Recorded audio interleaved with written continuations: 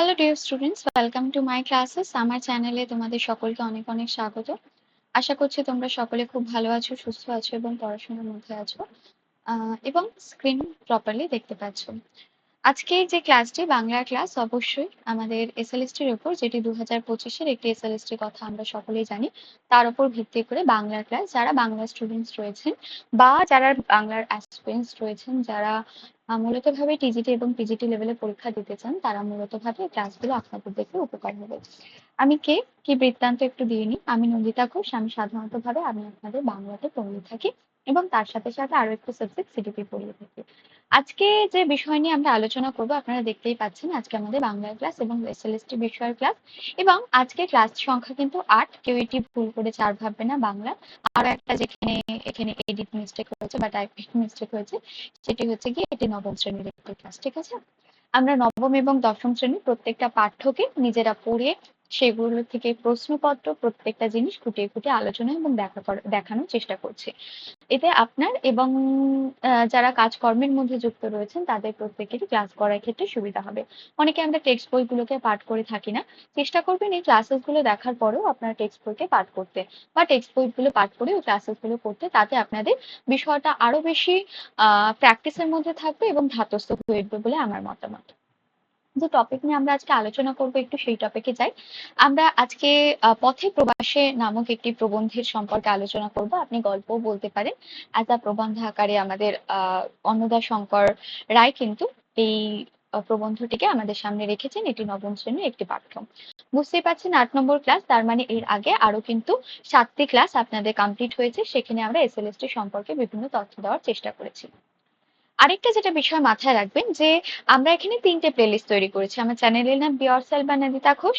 তো এই 3টে প্লেলিস্টের মধ্যে আপনি একটি প্লেলিস্ট পাবেন সিডিপি, যেটি আপনার টেট বা অন্যান্য বিষয়ের জন্য উপযোগী। সেগুলোর সিডিপি ক্লাসে আমি অবশ্যই বলবো। কিন্তু আজকে ক্লাস যেটার জন্য উপযোগী, আপনি টিজিটি পিজিটি লেভেলে যারা পরীক্ষা দেবেন তাদের জন্য, প্রত্যেকের জন্য উপযোগী। এছাড়াও আরেকটি প্লেলিস্ট রয়েছে এসএলএসটি বাদে, সেটা হচ্ছে কি বাংলা গ্রামারের ক্লাস। সেগুলো আপনাদের প্রত্যেকটা জায়গায়, যে পরীক্ষাগুলো আপনি ওয়েস্ট বেঙ্গলে দাঁড়িয়ে থেকে দেন বা যে পরীক্ষাগুলো আপনি টিচিং লেভেলের উপর দাঁড়িয়ে থেকে দেন, সেই প্রত্যেকটা পরীক্ষার জন্য উপযোগী। চলে আসি সরাসরি আমাদের ক্লাসে। কারণ আমরা 60 দিনের মধ্যে প্রত্যেকটা বিষয়কে উইথ সাহিত্যের ইতিহাস, উইথ ব্যাকরণ, প্রত্যেকটা বিষয়কে আলোচনা করবার এবং দেখানোর চেষ্টা করব।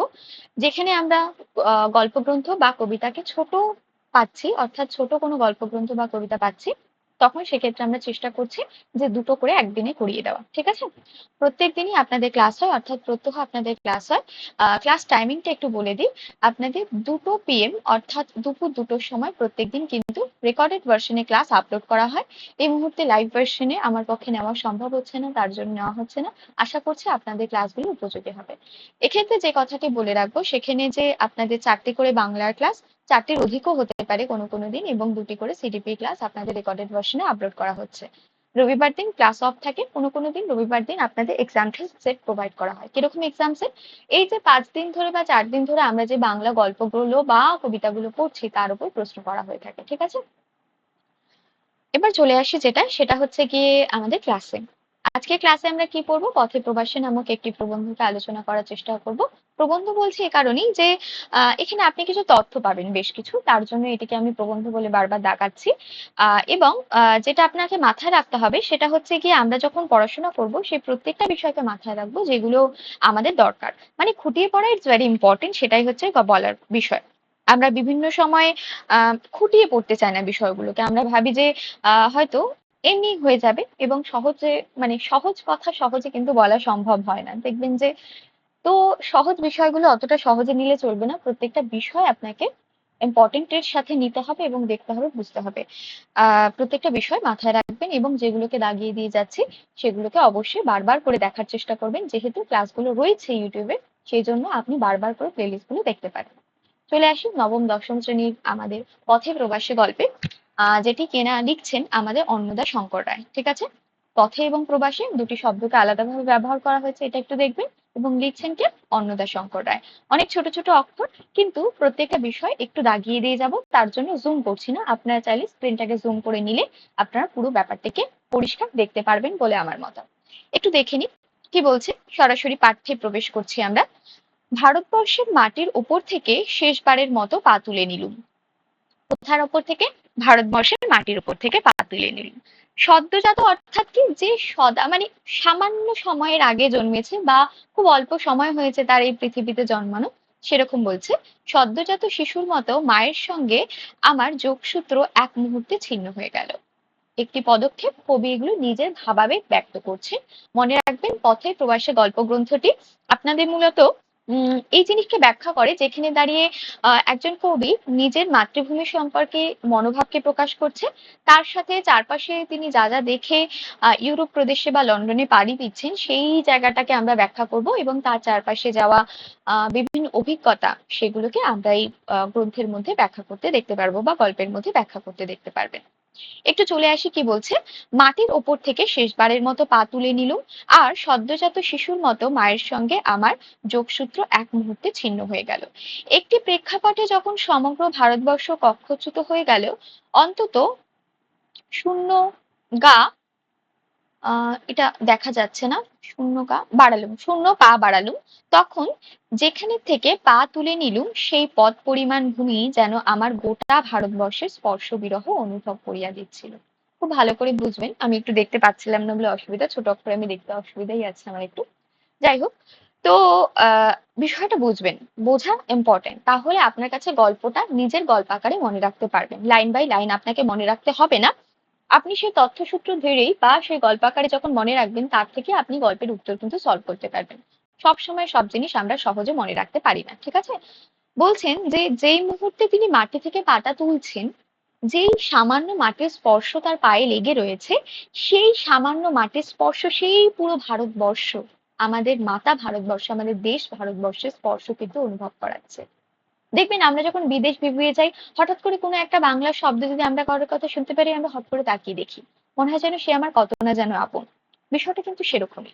এই যে পুরো ভারতবর্ষ যেখান থেকে তিনি ছেড়ে কক্ষচ্যুত হয়ে বেরিয়ে যাচ্ছেন অন্য একটা দেশের উদ্দেশ্যে, যখন দেশের মাটিকে স্পর্শ করে প্রথম পাটা তুলে, শেষ পাটা তুলে হয়তো জাহাজে পদার্পণ করবেন, সেখানে ওই নির্দিষ্টভাবে ওই মাটির টুকরোটি যেখানে মাটিতে পা স্পর্শ করেছিল, সেটা সেই নির্দিষ্ট ওই ছোট্ট ভূমিটুকু পুরো ভারতবর্ষের কিন্তু আইডেন্টিফাই করছিল।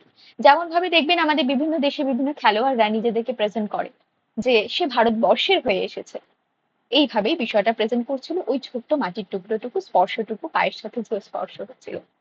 মনে হচ্ছিল যেন কোনো একজন মায়ের থেকে সদ্যজাত শিশুর যে বিচ্ছেদ হয়, সেই বিচ্ছেদটুকু যেন সম্পূর্ণ হচ্ছিল। চলে আসি, কি বলছে দেখো, যে পা তুলে নিলুম সেই পদ পরিমাণ ভূমি, সেই নির্দিষ্ট পদের পরিমাণ যে ভূমি রয়েছে, আমাকে গোটা ভারতবর্ষের স্পর্শ বিরহ, বিরহ মানে খারাপ লাগা বা দুঃখের একটা অনুভব, আপনারা জানেন, অনুভব করিয়ে দিচ্ছিল। প্রিয়জনের আঙুলের ডগার স্পর্শ যেমন প্রিয়জনের সকল দেহ সম্পূর্ণ স্পর্শ অনুভব করিয়ে দেয়, এও যেন তেমন। ভালো করে বুঝবেন, লাইনগুলো না বুঝে পড়বেন না, ঠিক আছে? বিশেষ করে প্রবন্ধ যখন পড়বেন বা প্রবন্ধ আকারে কোনো গল্প যখন পড়বেন, চেষ্টা করবেন প্রত্যেকটা লাইন বা প্রেক্ষাপট বুঝে যাওয়ার। বলছে প্রিয়জনের হাতের স্পর্শ, আমরা তো সবসময়, আমাদের তো এখানে সেরকম চল নেই, আমরা সংস্কৃতি এবং বাংলার সংস্কৃতি বা কোথাও গিয়ে আমাদের ভারতবর্ষের সংস্কৃতি আহ হাত ধরা পর্যন্তই হয়তো সীমাবদ্ধ থাকে, ঠিক আছে? আমরা তো খুব বেশি দেখবেন গলা মিলে বা এই চল তো আমাদের ওখানে কোনো কালেই ছিল না, এখন হয়তো নতুন যুগের মধ্যে এসেছে। তবে আমরা হাত মিলাই, বা কোনো সময় আমাদের যত সর্বশ্রেষ্ঠ মুহূর্ত আমরা হয়তো হাত ধরে তাকে বিদায় সম্ভাষণ জানাই। আহ কিছু না বলা কথাও হয়তো হাতের স্পর্শে বোঝা যায়। সেটা আপনি বন্ধু বান্ধব হতে পারে, কোনো প্রিয়জন হতে পারে, ইভেন বাবা মা হতে পারে। সব সময় তো সব কথা খুলে বলা সম্ভব হয় না, যখন শেষ মুহূর্তে আপনি যাচ্ছেন কোনো কথাই হয়তো বলা যায় না, এরকম একটা ব্যাপার হয়। তো সেখানে দাঁড়িয়ে সেই যে আঙুলের ডগার স্পর্শ, যে আপনাকে পুরো একজন প্রিয় মানুষের সারা জীবনের অনুভূতি আপনাকে দেয়, তার পুরো দৈহিক অনুভূতি আঙুলের স্পর্শে আটকে থাকে, ঠিক তেমনই ভাবে এই যে ছোট্ট একটা পদের যে এইটুকুনি ভূমি ছিল, সেই ভূমিটাও যেন সেই স্পর্শ দিচ্ছিল যা সে পুরো ভারতবর্ষ থেকে পেয়ে এসেছিল। এইটুকুনি সার মর্ম, এইটুকুনি, ঠিক আছে? আশা করছি বোঝাতে পারলাম। অনেকটা বড় গল্প কথাটা, একটু কাইন্ডলি যদি দেখেন যে স্পিডের জন্য সমস্যা হচ্ছে, মানে অনেকটা সময় লাগছে শুনতে, স্পিডটা একটু বাড়িয়ে নিয়ে দেখবেন, ঠিক আছে? আমরা এবারে পরের পেজে গেছি, ঠিক আছে? কি বলছে দেখুন, জাহাজে উঠে কিসে করে যাচ্ছে? জাহাজে করে। কোথা যাচ্ছে? জাহাজে করে বোম্বে দেখতে দেখতে যেমন সুন্দর তেমনি করুন। কিসে করে? জাহাজে উঠে বোম্বেকে দেখতে যেমন সুন্দর তেমনি কিন্তু করুণ। লাইনটা ইম্পর্টেন্ট হতে পারে। এত বড় ভারতবর্ষে এসে এতটুকু নগর প্রান্তে ঠেকেছে। এত বিশাল একটা ভারতবর্ষ, আপনারা জানেন যে বোম্বে প্রান্তে জাহাজ চলাচলের একটা জায়গা রয়েছে। তো সেখান থেকেই কিন্তু দেখা যাচ্ছে যিনি লেখক রয়েছেন বা কথক রয়েছেন, তিনি কি করছেন, আমাদের অন্নদা শঙ্কর রায়, তিনি কিন্তু বম্বে থেকে কিন্তু জাহাজে উঠে অন্য জায়গায় যাচ্ছেন। দেখবো যে আমরা তিনি বিদেশে যাচ্ছেন এবং শেষে আমরা দেখতে পারবো যে তিনি লন্ডনের উদ্দেশ্যে রওনা হয়েছে। সেই এত বড় ভারতবর্ষ কিন্তু একটি নগরে এসে ঠেকেছে, নগর প্রান্তে এসে ঠেকেছে।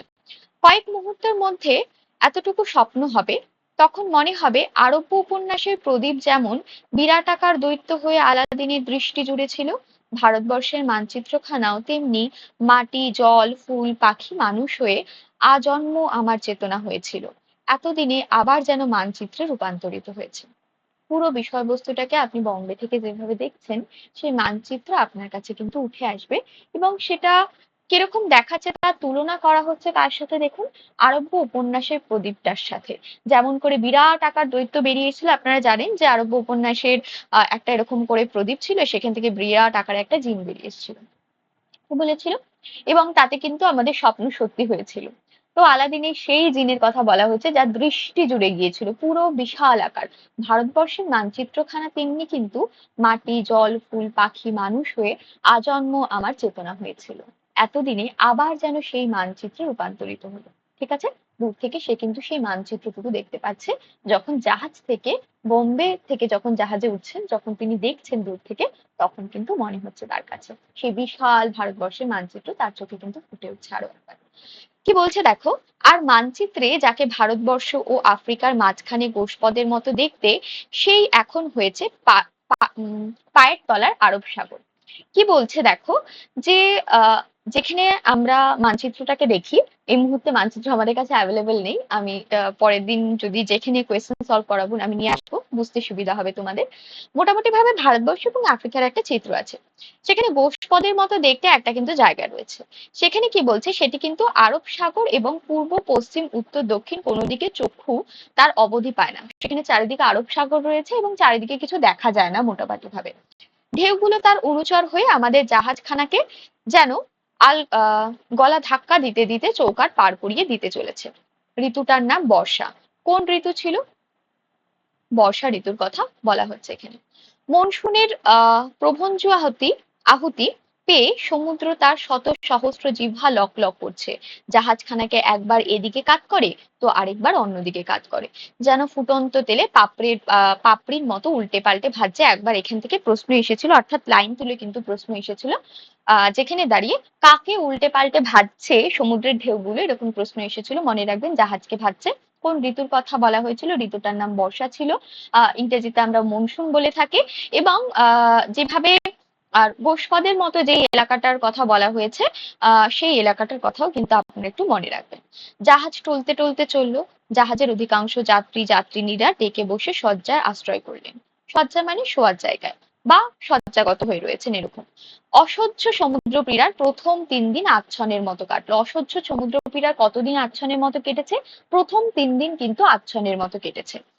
কারোর সঙ্গে দেখা হবার জো ছিল না, প্রত্যেকেই নিজের নিজের কেবিনে শয্যাশায়ী। মাঝে মাঝে দু একজন সৌভাগ্যবান দেখা দিয়ে আশ্বাসন করেন ডেকের খবর নিয়ে যান, কেবিনে স্টুয়ার্ড খাবার নিয়ে যায়। বলা বাহুল্য, জিহ্বা তা গ্রহণ করতে আপত্তি না করলেও উদর তা রক্ষণ করতে অস্বীকার করে। মানে জাহাজে যেহেতু ঢেউ রয়েছে, আপনারা জানেন কতজন সমুদ্র যাত্রা করেছেন জানি না, জাহাজে যে ঢেউ আছে সেটা একেবারে ওলট পালট করে বুঝতেই পারছেন ভাবছে, কিন্তু মুখ যে খাবার গ্রহণ করছে তার জন্য ওলট পালটের ফলে আমাদের তো একটা ভমিটিং এর ভাব আসে, অর্থাৎ বমি জাতীয় ভাব আসে, বা পেট সেটাকে কিন্তু রাখতে চায় না। ঠিক আছে? সেরকম একটা ভাবকে কিন্তু প্রকাশ করার চেষ্টা করছেন আমাদের লেখক। কেবিনে পড়ে পড়ে বমনে ও উপবাসে দিনের পর দিন, রাতের পর রাত, পরদিন এমন দুঃখ আর কাটে না। যেন কেউ বা ভাবে যে মরণ হলেই বাঁচি, কেউ বা ভাবে যে মরতে আর বেশি দেরি নেই। জানি না হরবল্লভের মতো কেউ ভাবে কিনা যে মরে তো গেছি, দুর্গা নাম করে কি হবে। খুব সুন্দর কথা এবং এক জায়গা থেকে তোলা কথা। কি বলছে দেখো, হরবল্লভের নাম আমরা এখানে পাবো, মনে রাখবেন যে যারাই দেখছেন তারা প্রত্যেকেই মনে রাখবেন হরবল্লভ কি বলেছিল, মরে তো গেছি, দুর্গা নাম করে কি হবে। এই কথাটি, ঠিক আছে? সমুদ্র তীরাতে কি দুঃসহ তা ভুক্তভোগী ছাড়া আর কেউ ধারণা করতে পারবে না। হাতের কাছে রবীন্দ্রনাথের চয়নিকা, ইম্পর্টেন্ট লাইন। হাতের কাছে কি ছিল?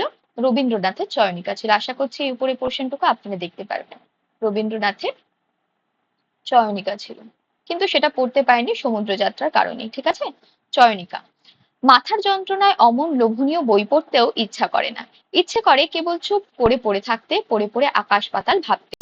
এই অবধি তাহলে আমরা কি পেলাম? প্রথমত পেলাম যে আমরা যখন বোম্বে থেকে যখন জাহাজ ছাড়ছে কিভাবে মানচিত্রটা আমাদের চোখের সামনে ভেসে উঠছে দূর দেশের থেকে, তার সাথে কিভাবে তুলনা করা হয়েছে আলাদিনের সেই প্রদীপের থেকে বেরিয়ে আসা বিরাট আকার দৈত্যের সাথে কিন্তু তুলনা করা হয়েছিল, ঠিক আছে?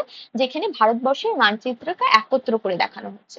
তারপরে যেটা দেখলাম, জাহাজের যে আমরা যখন ভারতবর্ষের মানচিত্র থেকে বেরিয়েছি তখন ভারতবর্ষ আফ্রিকার মাঝে গোষ্পদের মতো দেখতে, সেই এখন হয়েছে পায়ের তলায় কিন্তু আরব সাগর।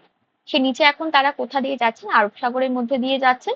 এবং সেখানে দেখতে পাচ্ছি যে বর্ষা ঋতুর কথা তিনি মনে করছেন বা বর্ষা ঋতুর কথা ব্যক্ত করছেন, এবং তার সাথে সাথে ব্যক্ত করছেন যে সমুদ্র পীড়া কি মহৎ যন্ত্রণার, কি বৃহৎ যন্ত্রণা, মানুষজন মরতে পারলে বাঁচে এরকম একটা ভাবা। এই অসহ্য যন্ত্রণা কতদিন পর্যন্ত কথা ব্যক্ত করেছেন? সেই মুহূর্তে পর্যন্ত 3 দিন পর্যন্ত ব্যক্ত করছেন। তারপর দেখা যাচ্ছে খাবার তিনি খেতে চাইলেও সেটা কিন্তু পেট রাখতে চাইছেন, এরকম একটা ভাবকে ব্যক্ত করছেন। তারপরে দেখা যাচ্ছে কেউ বলছেন যে মরতে পারলেই বাঁচি, কিন্তু দেখা যাচ্ছে হরবল্লভের মতো হয়তো কেউ কেউ ভাবতে পারেন যে মরেই তো যাবো, দুর্গা নাম করে কি হবে, এই বিষয়টা মনে রাখবেন। সাথে সাথে রবীন্দ্রনাথের চয়নিকার কথা কিন্তু এখানে উল্লেখ করা হয়েছে। সমুদ্র যাত্রা এতটাই পীড়াদায়ক যে ওরকম লোভনীয় একটা বই কিন্তু কবির পক্ষে বা কথকের পক্ষে, কবি বলা ভুল, কথক বা লেখকের পক্ষে কিন্তু পড়া সম্ভব হচ্ছে না। এইটুকুনি পর্যন্ত মনে রাখবেন। তারপরেরটুকু দেখি। সদ্য দুঃখার্থ কেউ সংকল্প করে ফেলেছেন যে এডেনে নেমে, কোথায় নেমে, খুব ভালো করে মনে রাখবেন, এডেনে নেমেই দেশে ফিরে যাবেন। কখন? যখন সমুদ্রের পীড়া কিন্তু সহ্য করতে পারছেন না তখন কিন্তু ঠিক করছেন এডেনে নেমে সমুদ্র দেশে ফিরে যাবেন। কিভাবে যাবেন সেই যাত্রাটা খুব ভালো করে মনে রাখবেন, কোনো সময় দিয়ে দিতেই পারে কিভাবে নেমে যাবেন। সমুদ্র যাত্রা দুর্ভোগ আর সইতে পারবেন না। তাকে স্মরণ করিয়ে দেওয়া হলো এডেন থেকে দেশে ফিরে যাইতে হইলে উটের পিঠে চড়ে মরুভূমি পেরিয়ে পারস্যের ভেতর দিয়ে ফেরবার ছাড়া উপায় নেই। কোথা দিয়ে ফিরতে হবে তাহলে? এইমাত্র বলছিলাম যে এডেন থেকে দেশে ফেরবার জন্য মরুভূমির মধ্য দিয়ে উটের ওপর করে পিঠে চেপে কিন্তু তোমাকে যাত্রা করতে হবে। কোথা দিয়ে? আরবের কিন্তু ভেতর দিয়ে, ঠিক আছে? বা আরব বলছি, পারস্যের ভেতর দিয়ে। যেমন ফিরতে হবে সেই সমুদ্র পথেই, আবার তখন কিন্তু ফিরতে হবে সেই সমুদ্র পথেই যদি উপায় না থাকে। আমরা অনেকেই কিন্তু ঠিক করে ফেললুম মার্সেলাসে নেমে প্যারিসে পথে কিন্তু লন্ডন যাব। এখানেই আমরা প্রথম জানতে পারি লেখক বা কথক কোথাকার উদ্দেশ্যে রওনা হয়েছেন? তিনি কিন্তু লন্ডনের উদ্দেশ্যে রওনা হয়েছেন। অনেকেই সমুদ্র দুর্ভোগ না ভোগ করার জন্য শেষে দেখবো তারা কিন্তু তাই করছেন, মার্সেলাসে নেমে তারা কি করছেন? মার্সেলাসে নেমে কিন্তু প্যারিসের পথে কিন্তু শহর যাচ্ছেন। মার্সেলাসে নামছেন। কোথায় নামছেন? প্রথম থেকেই মনে রাখার চেষ্টা করুন। মার্সেলাসে নেমে কি পথে? সড়ক পথে বা নর্মাল পথে, মানে যেটা সমুদ্র পথ হবে না এরকম পথে কিন্তু যাবে। আমরা পরবর্তী সময় দেখবো তারা ট্রেনে যাত্রা করছেন, তারা কিছুটা পথ এমনি যাত্রা করছেন, এভাবে কিন্তু আমরা দেখতে পারবো, ঠিক আছে? মার্সেলাসে নেমে প্যারিসের পথ দিয়ে তারা কিন্তু লন্ডন যাবেন, এটা ঠিক করে ফেললেন অনেকেই। আরব সাগরের পরেই লোহিত সাগর, এই সিকোয়েন্সটা মনে রাখবেন। প্রথমে আরব সাগর, তারপর আমরা লোহিত সাগরকে পাবো, তারপর আমরা কিন্তু পরবর্তী পাতাতেই দেখবেন যে ভূমধ্য সাগরকে পাবো, ঠিক আছে? এভাবে আমরা যাত্রা কিন্তু সম্পন্ন করব। এই কথাটা সিকোয়েন্সটা মাথায় রাখবে, এই সিকোয়েন্সটা এই পাঠের জন্য কিন্তু ইম্পর্টেন্ট, জিজ্ঞেস করতেই পারে। প্রথমে আরব সাগর দিয়ে বম্বে হয়ে আমরা যাত্রা করছি, তারপরে দেখুন আস্তে আস্তে কিভাবে আমরা একটার পর একটা সাগর পাস করছি। লোহিত সাগরে পড়লুম, তখন সমুদ্র পীড়া বাসি হয়ে গেছে। কোথায় পড়তেই সমুদ্র পীড়া বাসি হয়ে গেছে? লোহিত সাগরে পড়তেই কিন্তু সমুদ্র পীড়া বাসি হয়ে গেছে। আফ্রিকা আরবের মধ্যবর্তী এই হ্রদতুল্য সমুদ্রটি দুর্দান্ত নয়। জাহাজ থেকে থেকে জাহাজটার ওপরেও মায়া পড়ে গেছে। কার উপর? জাহাজের ওপর। তখন না মনে পড়ছে দেশকে, না ধারণা করতে পারা যায় বিদেশকে। কোথা থেকে এসেছি ভুলে গেছি, কোথায় যাচ্ছি বুঝতে পারছি না। তখন গতির আনন্দে কেবলই ভেসে চলতে হয়। কোথাও নামবার বা থামবার সংকল্প দূর দূর পর্যন্ত কিন্তু সংকল্পে আসে না। বিগত ও আগতদের ভাবনা না ভেবে উপস্থিতের উপর দৃষ্টি ফেলল, মানে আগের এবং পরের কথা না ভেবে নর্মাল অর্থাৎ প্রেজেন্ট লাইফের উপর সে কিন্তু দৃষ্টি ফেলছে। আপাতত আমাদের এই ভাসমান পান্থশালায় মন ন্যস্ত করলুম। এই যে মন ন্যস্ত করলুম মানে স্থির করলুম যে এই ভাসমান পান্থশালা যেভাবে চলছেন সেটার উপরেই মন বা প্রেজেন্টের উপরে মন কিন্তু তিনি ন্যস্ত করেছেন।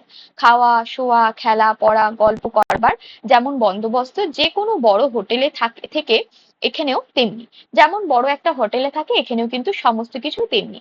কেবল কেবিন গুলোই যা যথেষ্ট বড় নয়। কেবিনে শুয়ে থেকে সিন্ধু জননীর দোল খেয়ে মনে হয় যেন খোকার মতো দোলনায় শুয়ে রয়েছে। ইম্পর্টেন্ট জায়গা, মনে রাখতে পারেন লাইনগুলো, ঠিক আছে। সমুদ্রপীড়া যেই সারল যেই সারল কেবিনের সঙ্গে আমাদের সম্পর্ক অমনি কমলো। আচ্ছা, শেষের সময়টা ছাড়া বাকি সময়টা আমরা ডেকে কিংবা বসবার ঘরেই কাটাতাম।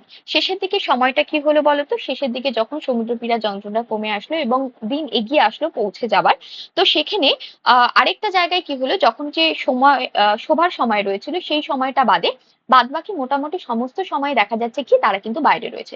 মানে মূলত ভাবে এই যে যন্ত্রণা ফেসটা তারা ভাবছিল নেমে যাবে, এখান থেকে নেমে গিয়ে এডেনে নেমে গিয়ে সে দেশে ফিরে যাবে, বা পরবর্তী সময় তারা যে ঠিক করলো যে মার্সেলাসে নেমেই তারা প্যারিসের পথ দিয়ে কিন্তু লন্ডনে যাত্রা করবে, এই প্রত্যেকটা বিষয় কিন্তু তাদের মাথা থেকে তখন বেরিয়ে গেছে। মূলত ভাবে নেমে যাওয়ার যাত্রা, পৌঁছে যাওয়ার যাত্রা সমস্ত কিছুই তারা ভুলে গিয়ে কি মনে রেখেছে, কেবলমাত্র প্রেজেন্টকে। এবং গতির সাথে চলতে তারা কিন্তু স্বচ্ছন্দ বোধ করছে এবং তার সাথে বলছে যে বড় বড় হোটেলের মধ্যে আমরা যেসব স্বাচ্ছন্দ্য বা ইসে পাই সেগুলোর থেকে কিন্তু কম কিছু নয় কিন্তু এই ধরনের একটা বিষয়। মানে এই যে কেবিনের জায়গাগুলো বা এই যে জাহাজ যাত্রা এগুলো কিন্তু কোনো কিছু থেকেই কম নয়। কেবলমাত্র প্রবলেমেটিক কি, কেবিনের ঘরগুলো বড্ড ছোট ছোট এবং পরবর্তী সময় এটাও দেখা যাচ্ছে শোবার সময় ছাড়া বাদবাকি সময়গুলো কিন্তু তারা মোটামুটি ভাবে বাইরের ডেকেই কিন্তু কাটিয়ে দিচ্ছেন। কেবলমাত্র শোবার সময় তারা কিন্তু ঘরে আসছে। ডেকে চেয়ারে ডেকে চেয়ার ফেলে বসে কিংবা পায়চারি করতে করতে সমুদ্র দেখে দেখে চোখ শান্ত হয়ে যায়। শান্ত মানে কি বলুন তো? ক্লান্ত হয়ে যায়। চারিদিকে জল আর জল, তাও নিস্তরঙ্গ, একেবারে কোনো তরঙ্গ নেই, প্রবাহমান জল কেবল, ঠিক আছে। কেবল জাহাজের আশেপাশে ছাড়া ঢেউয়ের অস্তিত্বই নেই। নেই আছে যা বাতাস আছে তা সোহাগ চুম্বনে জলের হৃদয় স্পন্দন করছে। বসবার ঘরে অর্ধ শায়িত থেকে খোশ গল্প করে এর চেয়ে বেশি ভালো লাগে। লোহিত সাগরের পরে ভূমধ্য সাগর, এই সিকোয়েন্সটাই মনে রাখতে বলেছিলাম, মনে রাখবেন। প্রথমে আমরা কোন সাগরে পড়ছি? প্রথমে আমরা আরব সাগরে পড়ছি, তারপর আমরা লোহিত সাগরে পড়ছি, তারপর আমরা ভূমধ্য সাগরে পড়ছি। দুইয়ের মাঝে যেন একটা সেতু ছিল, তার নাম হচ্ছে সুয়েজ যোজক। খুব ভালো করে ইম্পর্টেন্ট লাইন মনে রাখবেন। প্রথমে আমরা কিসে পড়লাম? প্রথমে আমরা আরব সাগরে পড়েছি, তারপর আমরা লোহিতে পড়েছি, তারপর আমরা ভূমধ্যে পড়ছি। এই ভূমধ্যের মধ্যে আমরা বেশ কিছু ইম্পর্টেন্ট জিনিস পাবো। লোহিত এবং ভূমধ্যের মাঝে যে সেতু ছিল তাকে কি বলছে দেখুন, তাকে সুয়েজ যোজক বলছে। কি বলছে? সুয়েজ যোজক বলছে। এই যোজকের ঘটকালিতে এশিয়া এবং আফ্রিকা হাত ধরেছিল, এর সাথে তার মানে যুক্ত হয়েছিল দুটি দেশ, এটা মনে রাখবেন। মানে এই যে যোজক অর্থাৎ সংযুক্ত স্থান, একে কিকে যুক্ত করেছিল বলুন তো? এশিয়াকে যুক্ত করেছিল ও আফ্রিকাকে। এটি একটি সামান্য সেতু, সেতু মানে আমরা সকলেই বুঝতে পারছি জলাশয়ের মাঝে ছোট একটি জায়গা যেটা কিন্তু একটি দেশের সাথে অপর একটি দেশকে যুক্ত করেছিল। বৃহত্তর অর্থে মহাদেশ কিন্তু, এশিয়া একটি মহাদেশ, আফ্রিকা কিন্তু একটি মহাদেশের মধ্যে পড়ছে, ঠিক আছে। এই দুটো জায়গাকে যুক্ত করেছিল কে? যুক্ত করেছিল সুয়েজ যোজক যুক্ত করেছিল। এটি কোথায় দেখা যায়? লোহিত এবং ভূমধ্য সাগরে কিন্তু মাঝ বরাবর দেখা যায়, মনে রাখতে হবে। তারপর কি বলছে দেখুন, আবার একটু লাল কালি নিয়ে নিই আপনাদের জন্য। দেখুন, সম্প্রতি হাতের জোর খুলে দুই মহাদেশের মাঝখানে কিন্তু বিয়োগ ঘটিয়েছে। কে বিয়োগ ঘটিয়েছে? আপনি দেখবেন এই কথাগুলো আমরা প্রচুর পড়েছি ভূগোলের জায়গায় দেওয়া হয়েছে। তার দ্বারা যা ঘটলো তা হচ্ছে গিয়ে সুয়েজ ক্যানাল। তার নাম কি দেখুন একটু, পেনের দাগ পড়ছে না কেন? এক মিনিট, হ্যাঁ। সেটা হচ্ছে সুয়েজ ক্যানাল। প্রথমে তো সংযোগের কথা পড়লেন, প্রথমে আমরা সেতুর কথা পড়েছি, সেটা কি হলো? সেটা হয়ে গেল এখানে সুয়েজ যোজক। এবারে যেটা পড়বো সেটা হচ্ছে কি আমাদের বিয়োগের কথা। এই দুটো মহাদেশের মধ্যে বিয়োগ করা হলো, মানে এই যে সেতুটা যুক্ত ছিল এটাকে ভাগ করা হলো। এতে সহজতা কি হচ্ছিল বলুন তো? আপনাকে মূলত একটি সাগর থেকে অন্য সাগরে পৌঁছানোর জন্য একটা পুরো মহাদেশের চক্র কাটতে হতো, সেটা এক সাগর থেকে অন্য সাগরে যাওয়ার জন্য সহজতা দান করেছিল। তার জন্যই এই বিয়োগটি হয়েছিল, অর্থাৎ সেতু কিন্তু কেটে দিয়ে একটি খালের মতো জায়গা তৈরি করা হয়েছিল, যেটাকে কিন্তু সুয়েজ ক্যানাল বলা হয়ে থাকে। কি বলছি তাহলে, এটিকে একটু মনে রাখবেন। এটি হচ্ছে সুয়েজ, আমরা ক্যানেল বলি, এখানে কেনাল বলা হয়েছে, ঠিক আছে। সুয়েজ ক্যানাল একদিকে যেমন বিচ্ছেদ ঘটালো, অন্যদিকে মিলন ঘটানো, কার কার, লোহিত এবং ভূমধ্য সাগরের মিলন। এই যে আমরা সিকোয়েন্স মেনটেন করলাম, সেটা কিন্তু আমরা কখনোই আগে থেকে পাইনি, পরবর্তী সময় এটা কিন্তু করা হয়েছিল, ঠিক আছে। মানে মনে রাখবেন, এই যে আরব সাগরের পরে লোহিত সাগর বললাম, লোহিত সাগরের পরে আমরা যে ভূমধ্য সাগরে যাত্রা করছি, মনে রাখবেন এই ভূমধ্য সাগর এবং লোহিত সাগরকে যুক্ত করেছিল কে, এই সুয়েজ ক্যানেল কিন্তু।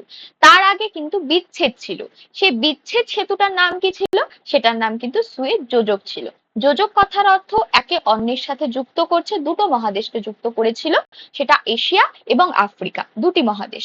এবার দুটি মহাদেশের যেটি বিচ্ছেদ করলো, যা বা যেটা হচ্ছে আমাদের ভূমধ্য সাগর এবং আরব আরব বলছি লোহিত সাগরকে যুক্ত করলো, সেটা কিন্তু হয়ে গেল সুয়েজ ক্যানাল।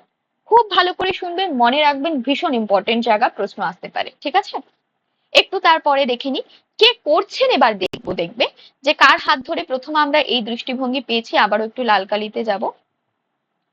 দেখুন, মিলন যেন ভারতের সঙ্গে ইউরোপের মিলন হলো।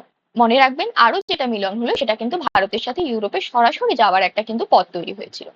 কলম্বাস কিন্তু এটা পারেননি। আপনারা জানেন যে কলম্বাস কিন্তু অনেকটা ঘুরতি পথ ধরে এসে কিন্তু আমাদের এখানে পৌঁছেছিলেন। লেসেপাস তা পারলেন। কে করেছিলেন এটি তাহলে, মনে রাখবেন, লেসেপাস কিন্তু করেছিলেন। পয়াকার নেই এখানে, পাস, এভাবে লেসেপাস কিন্তু সেটি করেনি। কে পারেননি, আমাদের কিন্তু কলম্বাস কিন্তু সেটা পারেননি। আমি কলম্বাসটা লিখছি না, কিন্তু আপনারা মনে রাখবেন, ঠিক আছে। ভূমধ্য ও লোহিত সাগরের মধ্যে কয়েক মাইলের ব্যবধান, এতটুকুর জন্য ভূমধ্য জাহাজকে লোহিতের সাগরে আসতে বহু সহস্র মাইল কিন্তু ঘুরতে হতো। মানে লোহিতে আসতে হোক বা ভূমধ্য দিক থেকে কোনো জাহাজকে আসতে হোক, তাকে কিন্তু অনেক শত মাইল ঘুরতে হতো। কিন্তু এটা কিন্তু সেটার প্রবলেম সলভ করে দিয়েছিল। যিনি প্রবলেমটা সলভ করতে পারেনি তিনি হচ্ছেন কলম্বাস, যে সলভ করেছিল তিনি হচ্ছে কি লেসেপাস। কিন্তু সেটা একদিনই হয়নি, তার জন্য বহু বছর কিন্তু অপেক্ষা করতে হয়, সেটাই আমরা জানবো এখন। এতটুকুর জন্য ভূমধ্যে জাহাজকে লোহিত সাগরে আসতে বহু সহস্র মাইল ঘুরতে হতো। মিশরের রাজা কোন যুগে এর প্রতিকারের উপায় খুঁজেছিলেন? উপায়টা দেখতেও সুবোধ্য হলেও ভূমধ্য এবং লোহিতের মধ্যবর্তী ভূখণ্ডকে গোটা কয়েক হ্রদ চিরকালই আছে। এই হ্রদগুলো দুই সমুদ্রের সঙ্গে পরস্পরের সঙ্গে সংযুক্ত করে দিলেই জলপথ দিয়ে এক সমুদ্র থেকে অন্য সমুদ্রে যেতে পারে। কল্পনাটা অনেক কাল আগেরই, কিন্তু সেটা কার্যে পরিণত হতে হতে শতাব্দীর 2/3 লেগে গেল, অতিবাহিত হয়ে গেল। ক্যানেলটা কলা কুশলতা কি পরিমাণে আছে তা স্থপতিরাই জানেন, কিন্তু অব্যবসায়ী আমি জানি যার প্রতিভা স্পর্শমণি লেগে একটি বিরাট কল্পনা একটি বিরাট কৃত্যে রূপান্তরিত হলো, সেটি হচ্ছে গিয়ে ফরাসি স্থপতি লেসেপাস বিশ্বকর্মা। এর সাথে বিশ্বকর্মাকে আমরা জানি যে আমরা বিভিন্ন স্থাপত্যের বা আমরা মূলত ভাবে আমরা লোহা লস্কর বা অন্যান্য জিনিসপত্রের বা মূলত ভাবে স্থপতি ধরে নাও যে কোনো ধরনের, তার কিন্তু হেড ধরে থাকে মোটামুটি ভাবে ইঞ্জিনিয়ারিং দিকের মোটামুটি ভাবে দেবতা ধরে নিই আমরা। তো তো লেখক যেহেতু বাঙালি একজন কবি, সেক্ষেত্রে তিনি বিশ্বকর্মা বলছেন কাকে, লেসিপাসকে। কারণ ওই যে বৃহৎ একটা কার্য কুশলিতা সম্পন্ন হয়েছিল, তিনি ভাবছেন বৃহৎ কিছু সৃষ্টি করেছেন তিনি এবং সত্যি তৈরি করেছেন, তার জন্য তাকে কিন্তু বিশ্বকর্মার সাথে তুলনা করেছেন। কে করেছেন? আমাদের লেখক করেছেন, যিনি লিখছেন অর্থাৎ অন্নদাশঙ্কর রায় কিন্তু করেছেন। কাকে করছেন? আমাদের কিন্তু ফরাসি স্থপতি বা লিসিপাসকে কিন্তু করছেন। তিনি কিন্তু ফরাসি স্থপতি ছিলেন, এটাও কিন্তু মনে রাখার বিষয়। অর্থাৎ তিনি কোন দেশের ছিলেন সেটি কিন্তু আপনাকে মনে রাখতে হবে। তার সাথে সাথে যেটা মনে রাখবেন, পরবর্তীটুকু আমরা দেখব, তার সৃষ্টি দূরকে নিকটে এনে মানুষের সঙ্গে মানুষের পরিচয় ঘনিষ্ঠতা করেছে। যান্ত্রিক সভ্যতার শত অপরাধ যারা নিত্য স্মরণ করেন, তারা এই ভেবে অপরাধ মার্জনা করুন। ইম্পর্টেন্ট লাইন নয়, কিন্তু বোঝার বিষয় রয়েছে। যারা আমরা যন্ত্র সভ্যতাকে ভীষণ বেশি কংক্রিট বলে মনে করি, যন্ত্র সভ্যতাকে আমরা সবসময় দাগিয়ে দিই ভুল বলে, বা এখন এই মুহূর্তে দাঁড়িয়ে টেকনোলজিকেও আমরা সেভাবে দাগিয়ে দিই, কিন্তু আমাদের মনে রাখতে হবে বা কোথাও গিয়ে মনে রাখা দরকার যে তারা আমাদের কিন্তু অনেকটা হেল্পও করে, ঠিক আছে। সেরকমই তিনি বলতে চাইছেন যে আমরা তো যন্ত্র সভ্যতাকে ছুঁইচুকারি বা তুচ্ছ তাচ্ছিলতা করি, সেখানে দাঁড়িয়ে এরকম একটা স্থপতি যা মানুষের সাথে মানুষের মিলনকে করালো, যেটা দুটো মহাদেশের মধ্যে মিল করিয়ে দিল, যেটা বৃহত্তর একটা যাত্রাপথকে কমিয়ে কয়েক মাইলে নিয়ে চলে আসলো, সেই জন্য হয়তো তিনি তার কাছে বলতে চাইছেন বা সাধারণ মানুষের কাছে তিনি ব্যাখ্যা করতে চাইছেন যে যন্ত্র সভ্যতাকে আমরা যতটা ভাবে তুচ্ছ তাচ্ছিল্য করি, সেই তুচ্ছ তাচ্ছিল্য বা কোথাও গিয়ে বাধা দানের জায়গাকে সরিয়ে এনে বা তাদের প্রতি বিভিন্ন ধিক্কার জানানোর জায়গা থেকে সরিয়ে এনে তাদের সম্মান করা বা মার্জনা করা বা ক্ষমা করে দেওয়া উচিত আমাদের। কারণ কি বলুন, আমি যদি ছোট্ট একটা উদাহরণ দিয়ে বলি, ধরুন কোনো একটা কারিগর কাজ করছেন, সেখানে হয়তো শ্রমিকরা 100 জন কাজ করছেন কোনো একটা কারখানায়। সেখানে যদি একটা যন্ত্রকে নিয়ে আসি, সেখানে হয়তো 10 জন শ্রমিক লাগছে, বাকি 90 জনের চলে যায় কাজ। তো বর্তমান যুগে হয়েছে, পূর্বের যুগে এটা খুব বেশি ছিল। সেখানে দাঁড়িয়ে যন্ত্র সভ্যতাকে মানুষ ভালো চোখে দেখতেন না, কারণ তাদের সংসার চলবে তাহলে কি করে, এটাও একটা স্বাভাবিক এবং সাধারণ একটা বিষয়। সেই সাপেক্ষে বিষয়টাকে বিচার করে দেখবেন যে কেন যন্ত্র সভ্যতার প্রতি মানুষজনের রাগ থাকতে পারে, ঠিক আছে? এবং আরো বিভিন্ন কারণেও তো আছে। এবার চলে যাই, তারপরে কি বলছে। সুয়েজ ক্যানেল আমাদের দেশের কোনো একটি ছোট নদীর মতোই অপ্রশস্ত। এত বড় এত বড় জোর দুখানা জাহাজ পাশাপাশি আসা যাওয়া করতে পারে, কিন্তু ক্যানেল যেখানে হ্রদ পড়েছে, মানে ক্যানেল যেখানে হ্রদের মধ্যে গিয়ে পড়েছে, সেখানে এমন সংকীর্ণতা কিন্তু নেই। যেখানে হ্রদের মধ্যে গিয়েছে সেই সংকীর্ণতা নেই, কেবল যেইটুকুনি জায়গা দিয়ে ক্যানেলটি প্রশস্ত অপ্রশস্ত নদীর মতো এরিয়াটা যেটুকুনি মানে যুক্ত করেছে একটি অপরের সাথে, সেইটুকুনি জায়গায় কিন্তু ওই সংকীর্ণতা রয়েছে বা ছোট একটি অপ্রশস্ত নদীর মতো এলাকা রয়েছে। মনে রাখবেন, সেখান থেকে পাশাপাশি দুটো জাহাজ কিন্তু কেবলমাত্র ক্রস করতে পারে, ঠিক আছে? চলে আসে তারপরে কি বলছে দেখুন। ক্যানেলের শুরু থেকে শেষ পর্যন্ত একদিকে নানান রকমের গাছ যত্ন সহকারে লাগানো, যত্ন করে রক্ষিত, অর্থাৎ রক্ষা করা। ধুধু করছে মাঠ, শস্য শ্যামলার আভাসটুকু পর্যন্ত নেই। ক্যানেলের দুদিকেই পাথরের পাহাড়, যেদিকে মিশর সেই দিকে বেশি রয়েছে। কোন দিকে পাহাড় বেশি রয়েছে? যেদিকে মিশর রয়েছে সেদিকে বেশি রয়েছে। পাহাড়গুলোতে যেন জাদু আছে, দেখলে মনে হয় যেন কিউবিস্ট এদের আপন খেয়াল মতো জ্যামিতিক আকারে কিন্তু একটা একটা করে একটা একটা পাথর কুড়ে গেড়েছে কেউ, এবং মনে করছেন যেন পাহাড়গুলো মূলত ভাবে গাড়া রয়েছে, কেউ হয়তো স্থপতি আকারে তৈরি করে দেওয়া হয়েছে, ঠিক আছে? কি বলছে দেখো, ক্যানেল যেখানে ভূমধ্যসাগরে পড়েছে সেখানে কিন্তু একটি শহর দাঁড়িয়ে আছে, তার নাম Port Said. Very very important, Port সৈয়দের সম্পর্কে আমরা বেশ কিছু তথ্য কিন্তু এখানে পাবো। এবং এই শহরের নাম কিন্তু ইম্পর্টেন্ট, এটা এখানকার একটি বৃহত্তর বন্দর কিন্তু, ঠিক আছে? কি বলছে দেখো, ভূমধ্যসাগরে পড়েছে, এই শহরে দাঁড়িয়ে আছে একটি, তার নাম কি? পোর্ট সৈয়দ। আশা করছি আপনারা এই উপরের টুকু পর্যন্ত দেখতে পাবেন। পোর্ট সৈয়দ কোথায় দাঁড়িয়ে আছে? এই ক্যানেলের কিন্তু ভূমধ্যসাগর যেখানে পড়েছে, অর্থাৎ এই যে লোহিত সাগর দিয়ে আমরা আসলাম এবং নির্দিষ্ট একটা ক্যানেলের মধ্য দিয়ে ভূমধ্যসাগরে পড়লাম, তারই একদম মাথায় যেখানে হ্রদের এরিয়া রয়েছে বা ছোট ছোট জায়গা রয়েছে, সেখানে একটি কিন্তু শহরও দাঁড়িয়ে আছে, তার নাম হচ্ছে পোর্ট সৈয়দ। জাহাজ থেকে নেমে শহরটাকে বেরিয়ে আসা গেল। সেখান থেকে জাহাজ থেকে নেমে তারা শহরটাকে ঘুরে এসেছেন। শহরটা কেমন এবার ব্যাখ্যা করছেন দেখো। শহরটার বাড়িঘর, রাস্তাঘাট ফরাসি প্রভাব লক্ষ্য করা যায়। ক্যাফেতে খাবারের সময় ফুটপাতের ওপর বসে খেতে হয়। রাস্তায় চলবার সময় ডান দিক ধরে চলতে হয়। রাস্তায় চলার সময় কোন দিক ধরে চলতে হয়? ডান দিক ধরে কিন্তু চলতে হয়। আমি জানি না এই জায়গাটুকু আপনারা দেখতে পাচ্ছেন কিনা। মনে রাখবেন, ডান দিক ধরে আপনাকে চলতে হবে যদি পোর্ট সৈয়দে আপনি চলেন। রাস্তায় খাওয়া দাওয়া করতে হবে এবং কোথায় অবস্থিত? যেখানে লোহিত সাগর ভূমধ্য সাগরের মধ্যে পড়ছে, সেই নির্দিষ্ট একেবারে বাঁকের মধ্যেই কিন্তু এই পোর্ট সৈয়দ শহরটি কিন্তু অবস্থিত। পোর্ট সৈয়দ হলো নানান জাতের এবং নানান দেশের মোসাররফদের তীর্থস্থল। কাজেই সেখানে তীর্থের কাকের সংখ্যা নেই। ফাঁকা পেলে একজনের ট্যাকের টাকা অন্যজনের ট্যাকে ওঠে। তো বুঝতেই পারছেন কি বিষয়। পোর্ট সৈয়দ মিশরের একটি অঙ্গ। কোথাকার অঙ্গ? এবং মিশর প্রায় স্বাধীন দেশ। মিশর প্রায় স্বাধীন দেশ এবং পোর্ট সৈয়দ কিন্তু মিশরের একটি অঙ্গ। ইউরোপের এত কাছে থেকেও নানা জাতের পথিক কেন্দ্র বলে মিশরে ইউরোপীয়দের সঙ্গে বেশি মিশতে পেরেছে, তাদের বেশি অনুকরণ করতে শিখেছে, তাদের দেশে অনায়াসে যাওয়া আসা করতে পেরেছে। ফলে ইউরোপীয়দের প্রতি তাদের অপরিচিতের ভীতি বা অপরিচিতের অবজ্ঞা নেই। ইউরোপের স্বাধীন মনোবৃত্তি তাদের সমাজে এবং রাষ্ট্রে সঞ্চারিত হয়েছে। মূলত ভাবে এই নির্দিষ্ট এলাকার মূলত ভাবে তারা কি গ্রহণ করেছেন, কিভাবে গ্রহণ করেছেন ইউরোপীয়দেরকে, সেভাবেই বিষয়টিকে ব্যাখ্যা করা হচ্ছে। এবং পোর্ট সৈয়দ মিশরের একটি অঙ্গ এবং মিশর প্রায় স্বাধীন দেশ হিসাবে কিন্তু আমাদের কাছে খ্যাত। এবং আমাদের শেষ প্যাসেজে আমরা দেখবো একটু কি বলছেন। পোর্ট সৈয়দ ছেড়ে আমরা ভূমধ্যসাগরে পড়লুম। শান্তশিষ্ট ভূমধ্যসাগরের নামে সুনাম আছে, কিন্তু পরবর্তীকালে এই সুনাম সে রক্ষা করতে পারেনি, এটুকু দেখবেন। প্রথম দিন কত চতুর ব্যবসাদারদের মতো সাগর কি করেছে? Honest is the best policy করলেও কিন্তু শেষ পর্যন্ত সে ভদ্রতা কিন্তু রক্ষা করতে পারেনি। আর একবার করে কেউ কেউ শয্যাশায়ী হলেন, কারণ ভূমধ্যসাগরে সেরকম ঢেউ এবং সেরকম ধরনের জাহাজের পীড়া তারা আরো একবার যেন অনুভব করতে পারছিলেন। অধিকাংশকেই মার্সেলেসেই নামতে হলো। কাকে কোথায় নামতে হলো? সেই যে আমরা প্রথমে পড়েছিলাম যে মার্সেলাসে নেমে তারা কি করবে, পথ ধরে তারা কিন্তু লন্ডনে গিয়ে যাত্রা করবে, মানে লন্ডনের পথে যাত্রা করবে। অনেকেই তাই করলেন। পোর্ট সৈয়দ থেকে মার্সেলাসের জল ছাড়া দুটি দৃশ্য দেখা যায়। পোর্ট সৈয়দ থেকে কোথায় যেতে হলো?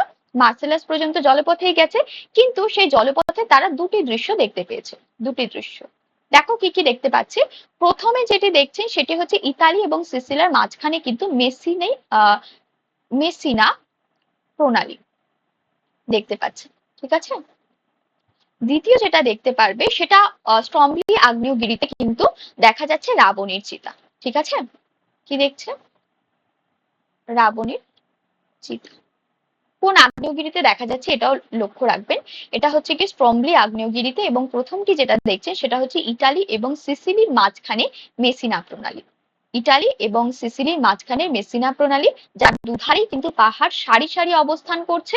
এবং দ্বিতীয় যেটা দেখা যাচ্ছে সেটা হচ্ছে স্ট্রমলি আগ্নেয়গিরিতে মধ্যে যাওয়ার সময় পাহাড়ের বুকে কিন্তু রাবণের চিতা সেখানে কিন্তু রয়েছে।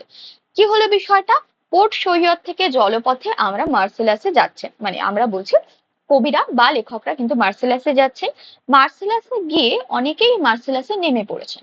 কিন্তু দ্য থিং ইজ, এই মার্সেলাস এবং পোর্ট সৈয়দ থেকে মার্সেলাস যাওয়ার পর জলপথে দুটো দৃশ্য দেখা যায়। সেই দৃশ্য দুটো কি? প্রথম দৃশ্য হচ্ছে গিয়ে আমাদের পোর্ট সৈয়দ এবং মার্সেলাসের যেই জলপথ আছে তার দুদিকেই কিন্তু দেখা যাচ্ছে, একদিকে প্রথমেতে ইতালি এবং সিসিলির মাঝখানে মেসিনা প্রণালী, যার দুদিকে সারি সারি পাহাড় রয়েছে, এবং দ্বিতীয় যেটি রয়েছে সেটা হচ্ছে স্ট্রমলি আগ্নেয়গিরিতে কি দেখা যাচ্ছে? রাবণের চিতা। খুব ইম্পর্টেন্ট, মনে রাখবেন। এই জায়গাটা, এই পেজটি অর্থাৎ 30 নম্বর পেজ এবং 29 নম্বর পেজটা কিন্তু ভীষণ ভীষণ ইম্পর্টেন্টের জায়গা।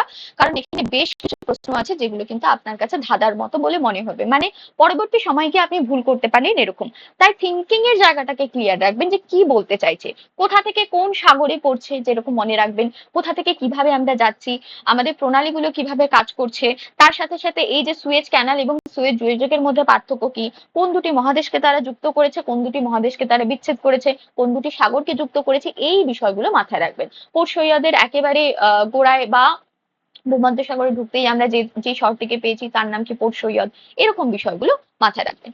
কি বলছেন দেখুন, তারপর কে শেষ পর্যন্ত তার অনেস্টিকে রক্ষা করতে পারেনি? সেটা হচ্ছে কি আমাদের ভূমধ্যসাগর। Honest is the best policy নামে যেই বিষয়টা ছিল, এবং অনেকেই কিন্তু তার জন্য শয্যাগত হয়েছিলেন, এবং অনেকে মার্সেলাসে নেমে গিয়েছিলেন। কোথায় নেমে গিয়েছিলেন? মার্সেলাসে কিন্তু নেমে গিয়েছিলেন, ঠিক আছে।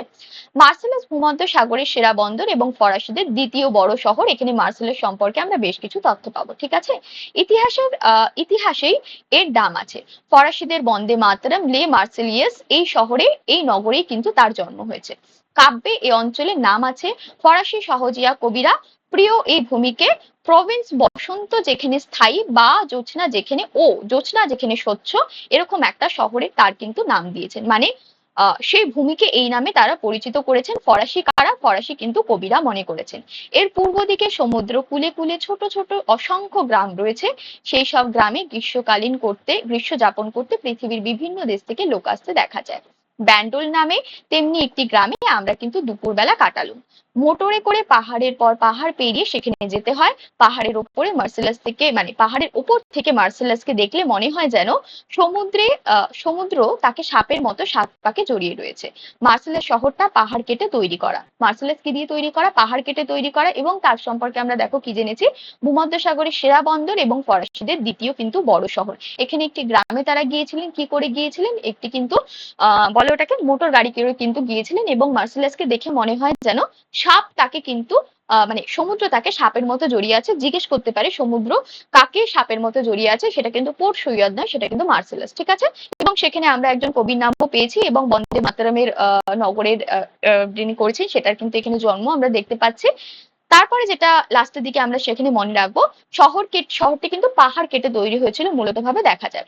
তারপরে ওর একটা রাস্তার সঙ্গে আরেকটা রাস্তা সমতল নয়, কোনো রাস্তা ট্রামে করে যেতে হয়। ডান দিকে মোড়ে ফিরলে একেবারে রসাতলে, একেবারে নিচে যাবে। যেহেতু পাহাড়ের রাস্তা আমরা সকলেই জানি পাহাড় কেটে তৈরি, বুঝতেই পারছি একেবারে রসাতলে, বাড়ির নিচে পড়ে যাবে। কোনো রাস্তা চলতে চলতে বাদিকে বেঁকে গেলে সামনেই যেন সংকেত গাড়ি, এরকম মনে হয়। মার্সেলাসের অনেক রাস্তায় দুধারে গাছের সারি এবং তার ওপারে ফুটপাত। মার্সেলাস থেকে প্যারিসের পথ রাতে কাটলো, রেলপথে রাত কাটলো। মার্সেলাস থেকে প্যারিসের রেলপথে রাত কাটলো। প্যারিস থেকে রেলপথে ক্যালে, এবং ক্যালে থেকে জলপথে ডোভার, ডোভার থেকে রেলপথে লন্ডন। এই লাস্টের লাইনটা একটু ইম্পর্টেন্ট। আমরা পুরোটা রাস্তা দেখেছি। বম্বে থেকে আমরা মূলত ভাবে আরব সাগর দিয়ে লোহিত সাগরে প্রবেশ করছি, এবং তারপরে আমরা ভূমধ্য সাগরে প্রবেশ করছি। একটু জিসটা বলছি, মনে রাখুন। এই যে লোহিত সাগর থেকে ভূমধ্য সাগরে প্রবেশ করলাম, তার একটি ক্যানেল রয়েছে, সেটাকে সুয়েজ ক্যানেল বলে। যখন সেটা যুক্ত ছিল সেটাকে আমরা কি বলছি? সেটাকে বলছি সুয়েজ যোজক। সেটা দুটি মহাদেশকে যুক্ত করে রেখেছিল, সেটা এশিয়া এবং আফ্রিকা। তার সাথে যেটা মনে রাখবেন, সুয়েজ ক্যানেল যে দুটো আহ সাগরকে যুক্ত করলো বা যাতায়াতের পথকে সহজ করলো, সেই দুটি হচ্ছে গিয়ে আরব সাগর এবং লোহিত সাগর। ঠিক আছে? যিনি করেছেন তিনি হচ্ছেন গিয়ে ফরাসি স্থপতি আমাদের লেসেপাস। যিনি পারেননি তিনি হচ্ছেন গিয়ে আমি ভুলে গেছি, ভাস্কো দা কলম্বাস। ঠিক আছে? তার সাথে সাথে যেগুলো মনে রাখবেন সেটা হচ্ছে গিয়ে তারই একদম ভূমধ্য সাগরের কানায় যেই ঢুকতেই যে শহরটি ছিল তার নাম হচ্ছে গিয়ে পোর্ট সৈয়দ। সেখান থেকে কিছু মানুষ কিন্তু মনে করলেন যে সমুদ্রপীড়া কিন্তু ভূমধ্য সাগরের সমুদ্রপীড়া সেখান থেকে শুরু হয়, এবং পরবর্তী সময় দেখা যায় যে মার্সেলাসে বহু লোক নেমে গেলেন, এবং মার্সেলাসে দেখা যাচ্ছেন যে কবিও কিন্তু নেমে গেলেন। তার জন্য কিন্তু এই পুরো বিষয়টা ব্যক্ত করতে পেরেছেন তিনি।